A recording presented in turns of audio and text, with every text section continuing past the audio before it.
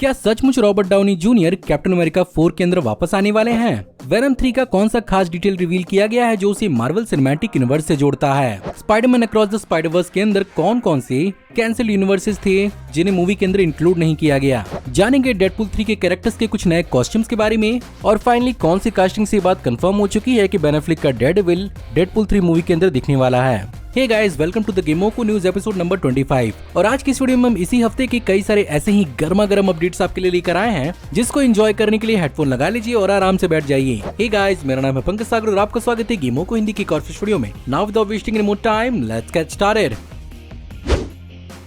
तो चलिए इस हफ्ते की सबसे पहली शुरुआत करते हैं मार्वल सिनेमैटिक यूनिवर्स के अब तक के सबसे बड़े कांड यानी जॉनथन मेजर्स के अरेस्ट वाले कांड से, जहां पर जैसा कि कुछ महीने पहले उन पर डोमेस्टिक और अब्यूज चार्ज लगे थे, इसी चीज पर अपनी इन्वेस्टिगेशन करते हुए रोलिंग स्टोन मैगजीन ने उनके कुछ जान पहचान के 40 से भी ज्यादा लोगों से बैकग्राउंड चेक किया और उनके इन्वेस्टिगेशन में ऐसा साबित हुआ कि जॉनथन मेजर्स एक बहुत ही कॉम्प्लिकेटेड, अनप्रेडिक्टेबल और एक बहुत ही वायलेंट मैन बन सकते हैं। साथ ही साथ उनके mood swings time to time change होते रहते हैं और ये उनका बिहेवियर एक्चुअली अपने पुराने कॉलेज यानी येल के जमाने से है। अब ऑफ कोर्स रोलिंग स्टोन की ये इन्वेस्टिगेशन जॉनथन मेजर्स की केस में एक बहुत ही भारी इम्पैक्ट डाल सकती है।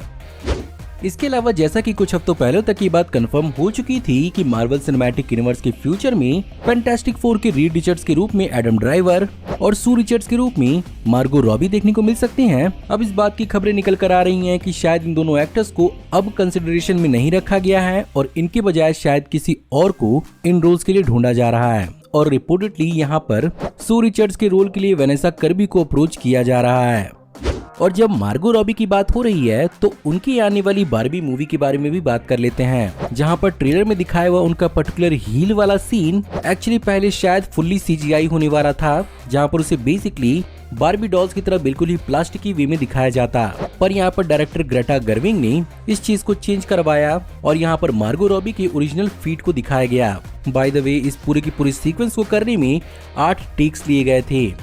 वहीं पर मार्वल सिनेमैटिक यूनिवर्स की कंट्रोवर्सी की बात हो रही है तो यहाँ पर एंथनी मैकी ने अपनी तरफ से एक और स्टेटमेंट्स देकर एक नई कंट्रोवर्सी शुरू कर दी है, जहां पर उन्होंने actually Lord of the ring और हैरी पॉटर के कैरेक्टर्स को रियल लाइफ के मुकाबले लेस डाइवर्सिफाइड बताया है और उन्होंने इन फ्रेंचाइजीज के अंदर व्हाइट कैरेक्टर्स के न होने को क्रिटिसाइज किया है। अब in my opinion Harry Potter franchise के अंदर हमें कई बार डिफरेंट रेसेस और कलर्स के कैरेक्टर्स देखने को मिले हैं, बट हाँ वो उतने प्रोमिनेंट या लीड कैरेक्टर्स नहीं थे। और हाँ पुरानी लॉर्ड ऑफ द रिंग्स तो नहीं, बट हाँ अमेज़न के अंदर बनने वाली नई Lord of the Ring franchise के अंदर हमें काफी नए और अलग अलग रेसेस के कैरेक्टर्स भी देखने को मिले हैं। अब इसमें आपका क्या मानना है मुझे कमेंट में जरूर बताइएगा। और जब बात हैरी पॉटर की चल रही है तो एक्सेस के साथ एक इंटरव्यू में Harry Potter star Daniel Radcliffe ने इस बात को क्लैरिफाई किया कि वो नई सीरीज के अंदर किसी फॉर्म में दिखेंगे या नहीं। और उनके हिसाब से ये पूरी की पूरी सीरीज एक नई सीरीज होने वाली है, जहां पर एक पूरा का पूरा नया कास्ट और क्रू ही हैरी पॉटर और उसके अलग अलग कैरेक्टर्स को प्ले करने वाला है।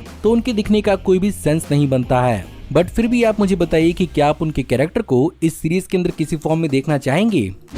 इसके अलावा हमें वेनम 3 का पहला लुक खुद टॉम हार्डी ने शेयर किया है, जिसमें एक बहुत ही बेहतरीन और खास डिटेल है जो इसे मार्वल सिनेमैटिक यूनिवर्स से जोड़ता है, और वो है टॉम हार्डी के कैरेक्टर का पहना हुआ वो आउटफिट जिसे एडी ब्रॉक स्पाइडरमैन नो वे होम में अपने कैमियो में पहना हुआ होता है। तो मोस्ट प्रोबेबली वेनम 3 की शुरुआत स्पाइडरमैन नो वे होम के इवेंट्स के तुरंत बाद ही होगी।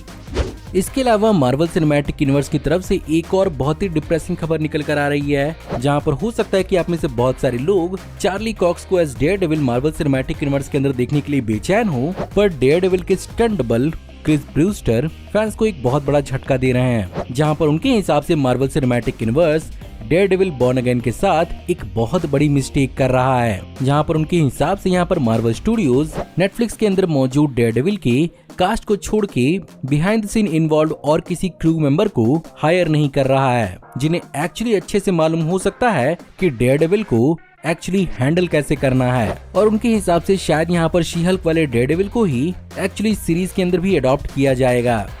इसके अलावा बात कर लेते हैं स्पाइडरमैन अक्रॉस द स्पाइडरवर्स की। यहाँ पर ये एक्चुअली अब ऑफिशियली सोनी में प्रोड्यूस्ड सबसे ज्यादा कमाने वाली एनिमेटेड मूवी बन चुकी है, जिसमें एक्चुअली इसने स्मर्फ्स 2 का भी रिकॉर्ड तोड़ दिया है, जिसमें थिएटर्स में होने के बावजूद भी इसने वर्ल्ड वाइड $607 मिलियन कमा लिए हैं वहीं पर स्मर्फ्स ने अपनी पूरे लाइफ टाइम में $563 मिलियन कमाए थे। इसके साथ साथ यहाँ पर प्रोड्यूसर्स ने इस बात का भी हिंट दिया है कि हो सकता है कि थर्ड मूवी एक्चुअली थोड़ा डिले हो जाए, क्योंकि इसमें अब भी बहुत सारे काम बचे हैं जिसे करना बाकी है, और शायद 29 मार्च 2024 जो इसकी पहली पुरानी ओरिजिनल रिलीज डेट थी, उस समय तक इसका काम खत्म ना हो पाए। आप में शायद बहुत सारे लोग को ये बात न मालूम हो, बट लाइक रिसेंटली 100 से भी ज्यादा VFX आर्टिस्ट ने इस मूवी की प्रोडक्शन को छोड़ा है, तो मोस्ट प्रोबेबली ये उसका एक बहुत बड़ा रीजन भी हो सकता है। खैर, उसके अलावा कुछ कैंसिल्ड यूनिवर्स के बारे में पता चला है जो इस मूवी के अंदर हमें पहले दिखने वाले थे, जिसमें सबसे पहले एक था कर्बी लैंड, जो जैक कर्बी की आर्ट को एक ट्रिब्यूट होता। साथ ही साथ हमें यहाँ पर एक टॉय स्पाइडरमैन का भी एक कैमियो देखने को मिलता,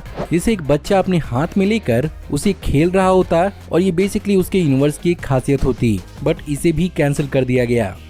इसके अलावा स्पॉइलर अलर्ट, जैसा कि सीक्रेट इन्वेजन के एपिसोड 1 के अंदर ही कोबी स्मोल्डर्स की मारिया हिल को मरते हुए दिखाया गया था, उनके हिसाब से उनकी character actually Marvel cinematic universe के अंदर शायद वापस आ सकती है। जहां पर एक इंटरव्यू में उन्होंने बताया कि वो basically moon girl and the devil dinosaur, जो कि एक एनिमेटेड मार्वल सिनेमैटिक यूनिवर्स का शो है, उसमें अपनी आवाज दे रही हैं, जिसके कारण ऐसा भी हो सकता है कि ये character actually Marvel cinematic universe के अंदर जिंदा हो, जिसका अंदाजा हमें सीरीज के अंत में मिल सकता है। इसके अलावा कैप्टन अमेरिका 4 यानी captain America brave new world के सिनेमेटोग्राफर क्रेमर मॉर्गनथाउ ने इस बात को ऑफिशियली कंफर्म कर दिया है कि इस मूवी की फिल्मिंग अब रैप हो चुकी है, और इस बात को उन्होंने अपनी इंस्टाग्राम स्टोरी पर रिवील किया। खबरें तो ऐसे भी आ रही हैं कि मार्वल स्टूडियोज ने इस मूवी के प्रोडक्शन को उस समय बंद किया, जिसके कुछ घंटे बाद ही शायद एक्टर्स एक्चुअली स्ट्राइक पर जाने वाले थे। इसके साथ साथ captain America new world order से खबर ये भी है कि हमें यहाँ पर रॉबर्ट डाउनी जूनियर एक सुपर कार चलाते हुए व्हाइट हाउस के पास देखने को मिले हैं, जो कि कैप्टन अमेरिका 4 के सेट से काफी ज्यादा नजदीक है। अब इस बात को बहुत सारे लोग इस तरह से भी इंटरप्रेट कर रहे हैं कि हो सकता है कि ये रॉबर्ट डाउनी जूनियर के कैरेक्टर का कोई फ्यूचर में होने वाला कैमियो हो, या कोई फ्लैशबैक जो इस मूवी के लिए रिकॉर्ड किया जा रहा है। बट यहाँ पर इसका एक सिंपलिस्टिक आंसर ये भी हो सकता है कि रॉबर्ट डाउनी जूनियर एक्चुअली अपनी ड्रीम कार्स नाम की एक डॉक्यूमेंट्री सीरीज को शूट कर रहे हों, जो एक्चुअली HBO Max पर एक्सक्लूसिव दिखाई जा रही है। तो हो सकता है कि उसके किसी आने वाले सीजन का कोई एपिसोड ही भर हो। बट आपको क्या लगता है, मुझे कमेंट में जरूर बताइएगा। इसके अलावा चलिए बात कर लेते हैं डेडपुल 3 के बारे में, जहां पर सबसे पहले तो डेडपुल 3 के सेट से रैन रेनॉल्ड्स के डेडपुल कॉस्ट्यूम को एक्चुअली रिवील कर दिया गया है। इसके साथ साथ यहाँ पर एक और रूमर उठ के आ रही है, जहां पर हो सकता है कि यहाँ पर ह्यू जैकमैन का वुल्वरीन हमें अपने ब्लू और येलो कॉस्ट्यूम के अंदर फाइनली देखने को मिल ही जाए, जो बेसिकली 2003 के एस्टोनिशिंग एक्समैन कॉमिक बुक के ऊपर बेस्ड होगा।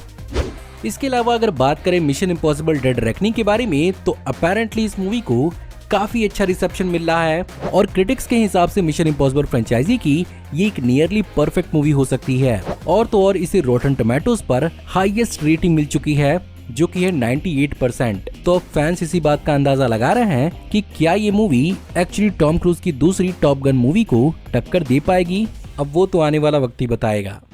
इसके अलावा अपेरेंटली मटेल की famous toy franchise Hot Wheels पर एक्चुअली एक लाइव एक्शन मूवी बन रही है, जिसे जे एब्राम्स बना रहे हैं। और इस मूवी को डिस्क्राइब करते हुए उन्होंने ये बताया कि ये बेसिकली एक ग्राउंडेड, ग्रिटी और एक इमोशनल मूवी होगी। Well, on an honest note, अगर सब कुछ सही रहा तो हो सकता है कि ये मटेल द्वारा दूसरी फ्रेंचाइजी होगी बारबी मूवी के बाद। इसके अलावा ये चीज सुनने में थोड़ी बहुत अजीब लग सकती है, पर स्पाइडरमैन से नफरत करने वाला जे जोना जेमसन एक्चुअली अब खुद स्पाइडरमैन बन चुका है मार्वल कॉमिक के अंदर, जहां पर नई एज ऑफ स्पाइडरमैन की इशू नंबर 4 में अर्थ 1755 का स्पाइडरमैन और कोई नहीं बल्कि यहाँ पर जे जोना जेमसन खुद है, जो खुद को स्पाइडरमैन नहीं बल्कि द हेडलाइन बुलाता है। इसके अलावा लास्टली बात कर लेते हैं डीसी के कुछ नए अपडेट्स के बारे में, जहां पर वार्नर ब्रोस जापान ने ऑफिशियली अनाउंस कर दिया है द सुसाइड स्क्वाड इसेकाई, जो बेसिकली डीसी कॉमिक्स की सुसाइड स्क्वाड की एक एनिमे एडॉप्टेशन होने वाली है, और रिसेंटली इसका टीजर रिलीज किया गया है। इसके साथ साथ कुछ रिपोर्ट्स के हिसाब से यहाँ पर डीसी के अंदर वंडर ट्विंस को अडॉप्ट करने की बात चल रही है, जिसे बहुत ही लंबे समय से अडॉप्ट किया जाना था, और इसमें रिवरडेल के केजे एपा और 1883 की इजाबेल मे को लीड में कंसिडर किया जा रहा था। फिलहाल अभी कंफर्म नहीं है कि इन दोनों ही एक्टर्स को दोबारा इस प्रोजेक्ट के अंदर लिया जाएगा कि नहीं।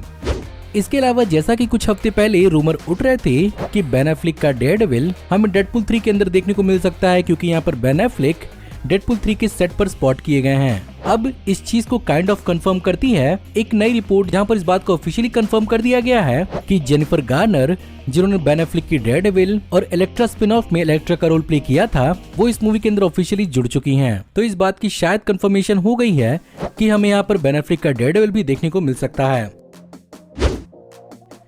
तो गाइज, उम्मीद करता हूँ कि आपको आज की वीडियो पसंद आई होगी। अगर आपको आज की वीडियो पसंद आई हो तो प्लीज हमेशा की तरह इस वीडियो को लाइक कर दीजिएगा, चैनल पर नए हैं तो सब्सक्राइब कर दीजिए और कमेंट्स में आप बताइए कि आपको इस हफ्ते के और कौन कौन से अपडेट्स के बारे में मालूम है और ओवरऑल आपको ये वीडियो कैसी लगी। मैं जल्द ही आपको एक और नए वीडियो में देखने को मिलूंगा। तब तक के लिए आप हमारी इन लेटेस्ट वीडियोस को एंजॉय कर सकते हैं। Thank you for watching, see you in the next video. Till then take care, good bye.